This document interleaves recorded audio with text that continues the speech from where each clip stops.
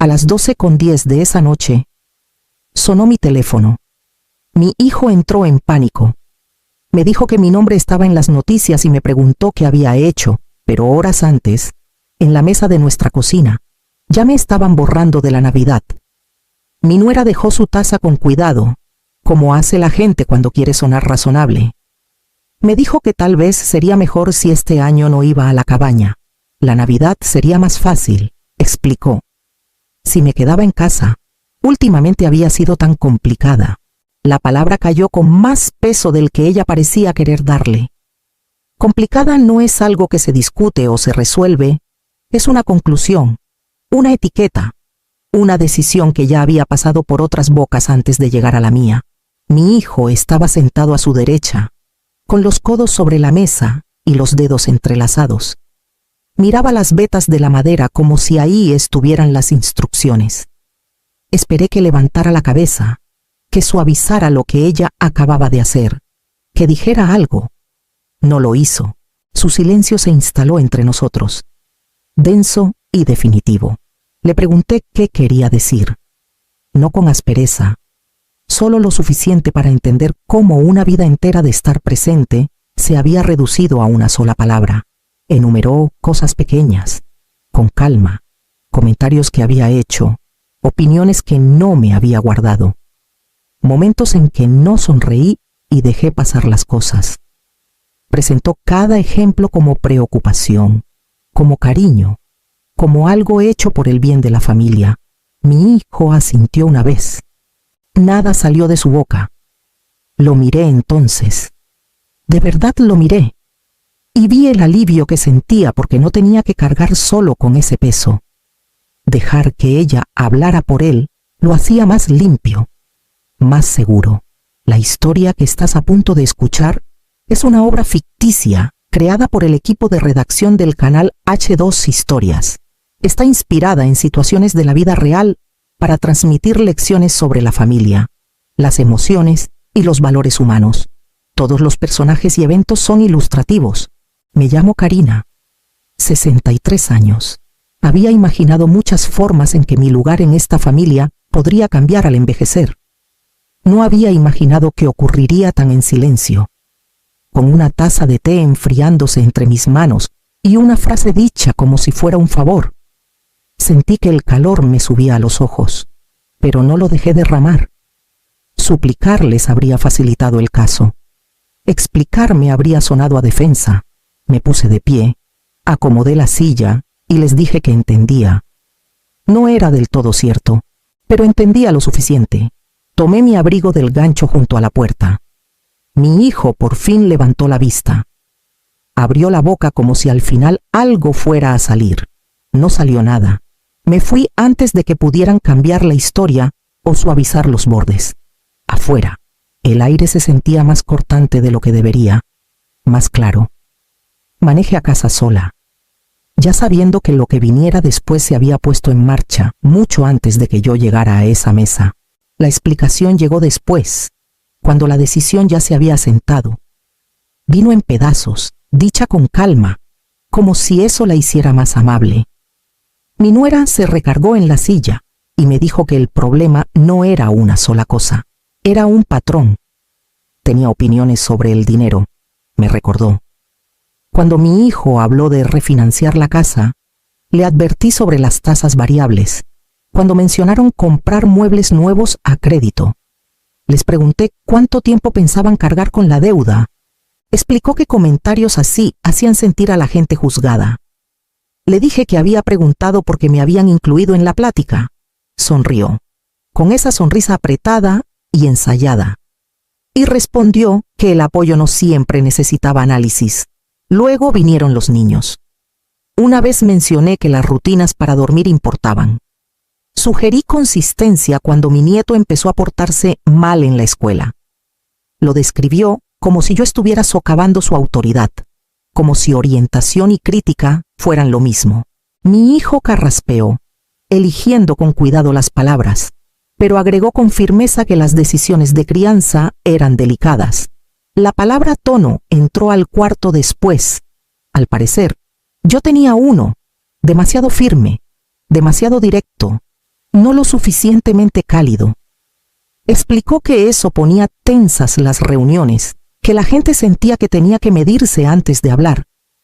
Escuché, asintiendo donde parecía que lo esperaban. Cada ejemplo era pequeño por sí solo. Juntos, formaban algo más pesado. Un caso. Sacó a relucir la cena de la primavera pasada, la de sus papás. Me reí cuando su papá contó una historia que no cuadraba del todo. Corregí un detalle. Nada cruel, nada fuerte, pero lo avergonzó. Explicó. Y momentos así se quedan grabados en la gente. Mi hijo por fin habló entonces, diciendo en voz baja que la paz importaba más que tener la razón. Esa palabra otra vez. Calma otra vez. Sonaba suave, pero traía exigencia. Entendí entonces que el espacio no era para descansar o sanar. Era para callar a la única persona que no quería limar sus aristas para encajar en el cuarto. Sentí el impulso de defenderme, subir y bajar. Explicar no cambiaría la forma de lo que ya habían decidido. Me tragué el enojo y mantuve la voz pareja. Si la paz requería mi ausencia, ya habían elegido cómo iba a terminar esto. Seguí esperando que mi hijo interviniera. No para pelear, no para alzar la voz, solo para suavizar los bordes de lo que ya estaba hecho. Una sola frase habría bastado. Una mirada hacia mí. Algo que me dijera que todavía importaba en ese cuarto. En cambio, se movió inquieto en la silla y se frotó las manos como si tuviera frío. Cuando lo miré directo, por fin habló. Me dijo que era complicado.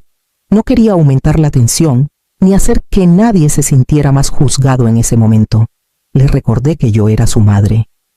Las palabras salieron más bajito de lo que quise, casi como pregunta.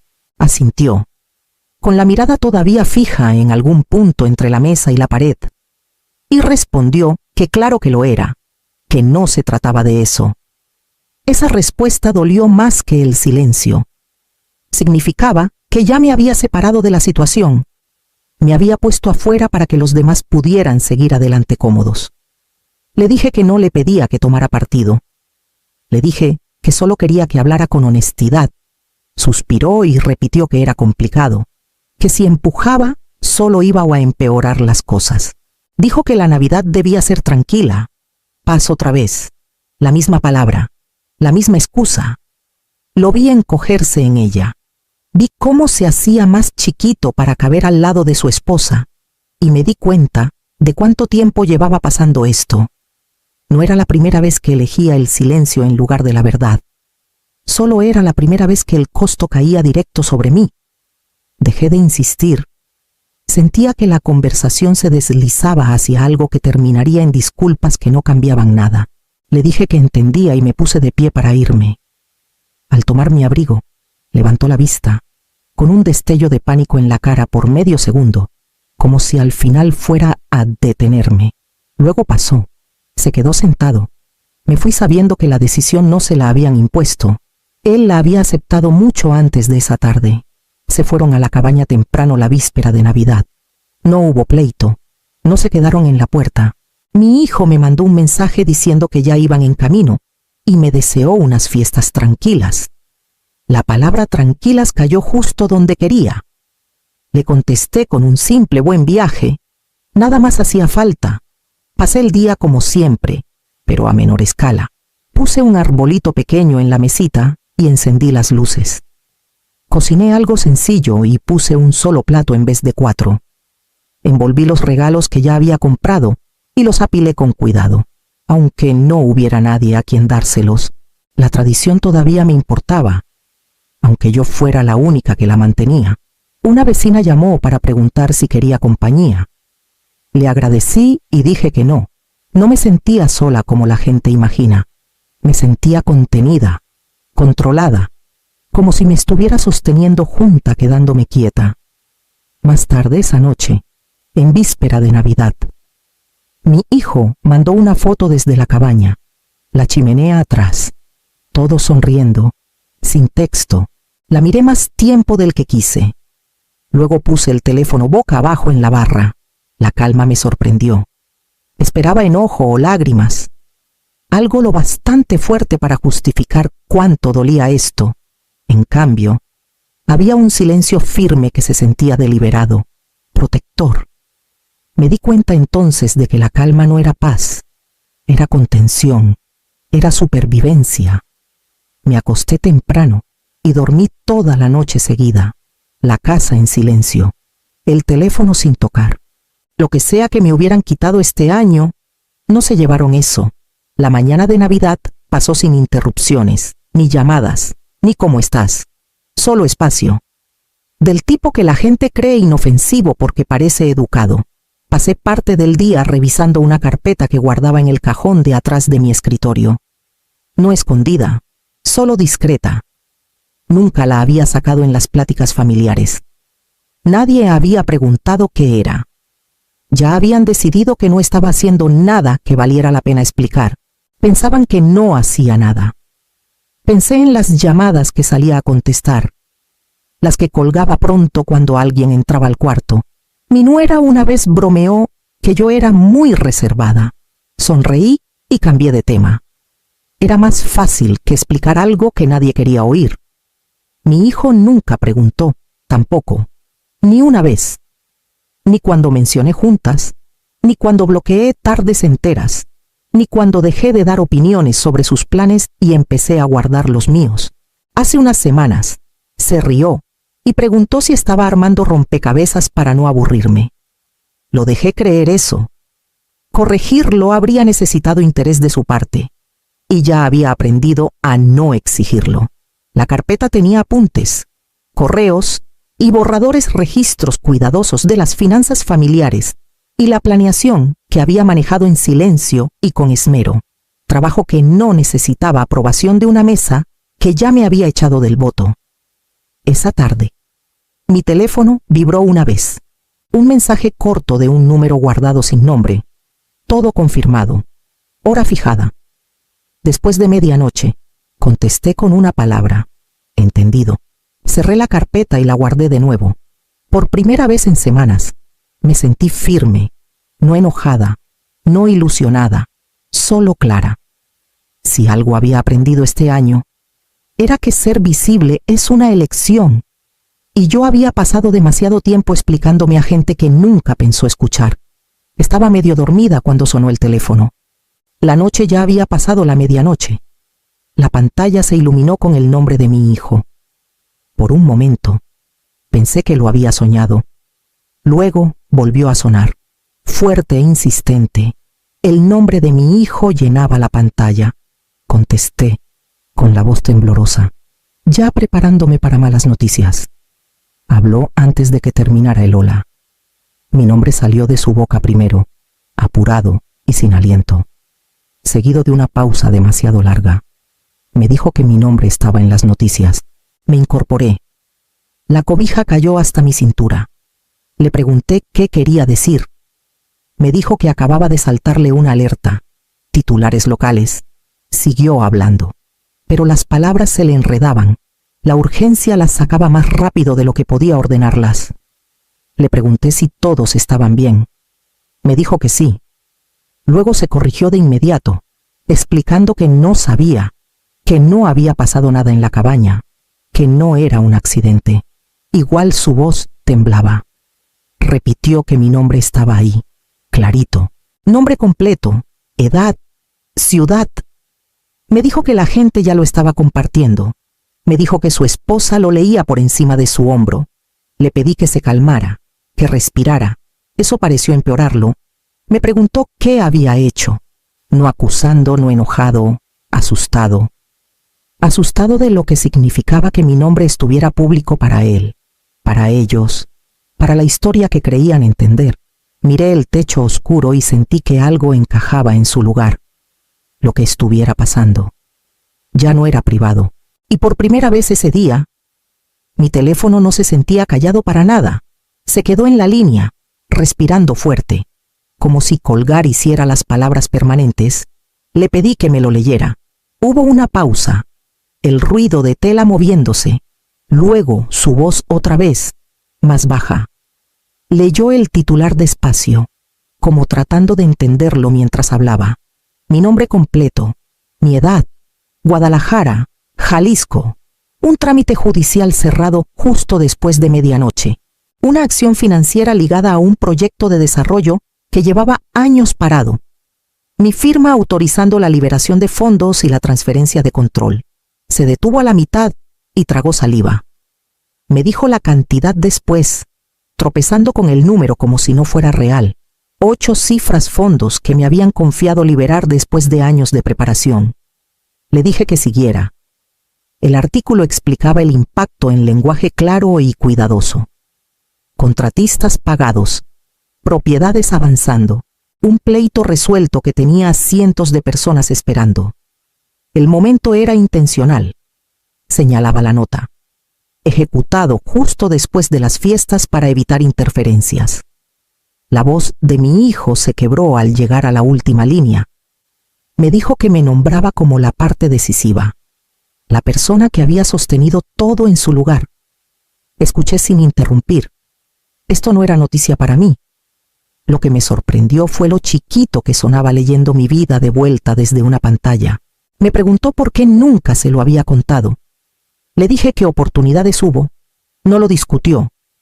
Me dijo que su esposa seguía parada atrás de él, leyendo, sin hablar. Me dijo que todos pensaban que yo había bajado el ritmo, que me había retirado, que estaba aburrida, que no tenía nada en marcha. Lo dejé reposar. Me dijo que la noticia ya se estaba regando, que la gente conectaba puntos, que su teléfono no paraba de encenderse. Le dije que lo sabía. Por un momento, ninguno habló. El silencio ahora se sentía distinto, no pesado, revelador. Me di cuenta entonces de que lo más duro para él no era la magnitud de lo que había hecho, era la distancia. El hecho de que toda una vida había estado desenvolviéndose justo fuera de su vista y nunca se había dado cuenta. Cuando volvió a hablar, su voz era cuidadosa, casi reverente. Me dijo que necesitaba pasar a verme. Le dije que hablaríamos después. Después de colgar, abrí el artículo yo misma.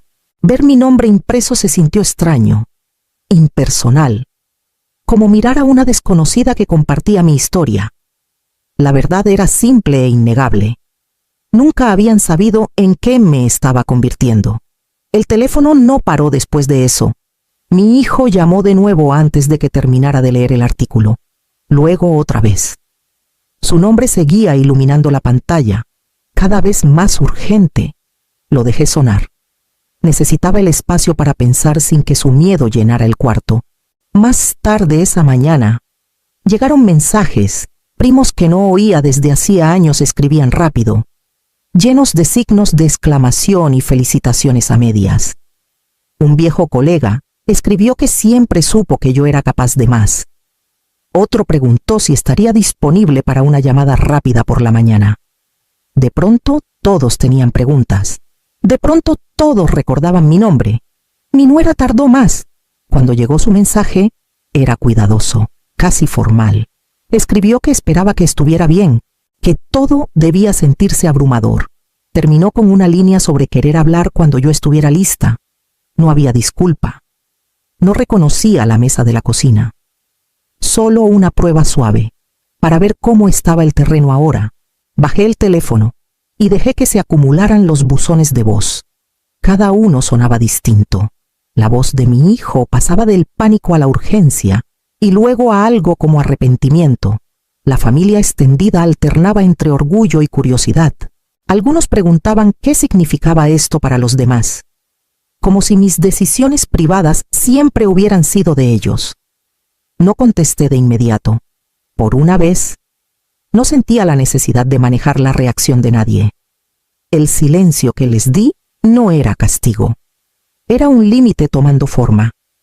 Había pasado años estando disponible, suavizando las cosas, explicando mi tono, ajustando mi presencia para que los demás estuvieran cómodos. El acceso se había dado por sentado, no ganado. Escuché 2 veces el último buzón de mi hijo. Me dijo que estaba preocupado, me dijo que estaba orgulloso, me dijo que no había sabido. Esa última parte se me quedó. Para cuando las llamadas bajaron, había tomado una decisión callada. Las pláticas pasarían. Las explicaciones llegarían, pero no a demanda, y no a costa de mí misma. Tomé el teléfono, lo puse boca abajo y lo dejé ahí. Vinieron al día siguiente por la tarde, juntos. Mi hijo se quedó un paso atrás de su esposa, como dejándola entrar primero o dejándola guiar. Abrí la puerta y me hice a un lado sin invitarlos a pasar. Lo tomaron como permiso y entraron de todos modos. Mi nuera habló primero. Su voz era cuidadosa, medida, como cuando quiere sonar razonable. Me dijo que lo sentía si las cosas se habían manejado mal. Me dijo que nadie quiso lastimarme. Mi hijo agregó que debió haber hablado antes, que todo se le había salido de las manos. Escuché hasta que se les acabó el impulso. Les dije que el problema no era el desacuerdo. Las familias discuten todo el tiempo. El problema era el desecho, que me pasaran por encima, que me etiquetaran complicada en lugar de escucharme, que me quitaran por la paz, como si mi presencia fuera el problema.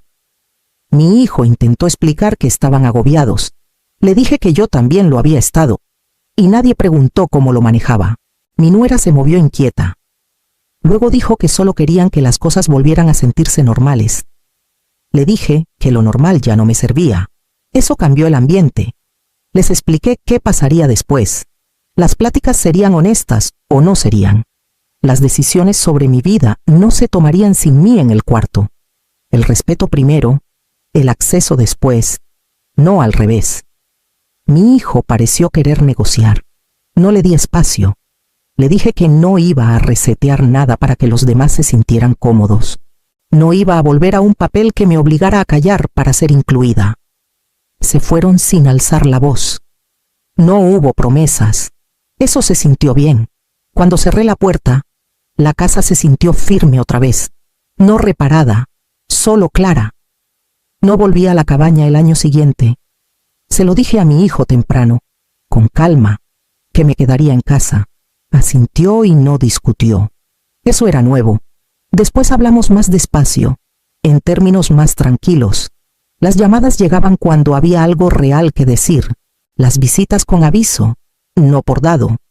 Mi nuera mantuvo distancia al principio. Cuando hablamos, era cuidadoso, luego más firme. Nadie me pidió que suavizara nada. Nadie me pidió que fingiera. Eso valió más que invitaciones. Seguí construyendo mi vida como había aprendido con intención. Las juntas seguían en mi agenda. El trabajo continuaba. Elegía dónde ponía mi energía y quién la recibía. Pasaba mis días con propósito. Elegía dónde ponía mi energía y quién la recibía. Mi vida ya no esperaba reconocimiento. Hay una lección en esto que no llegó con el titular. Los límites no son castigos, son claridad. Cuando dejas de achicarte para caber, la gente que se queda aprende a encontrarte a tu medida. Si esta historia te tocó, date un momento para darle me gusta, compartir lo que piensas en los comentarios o suscribirte para más historias sobre familia, dignidad y elegirte a ti misma sin pedir perdón.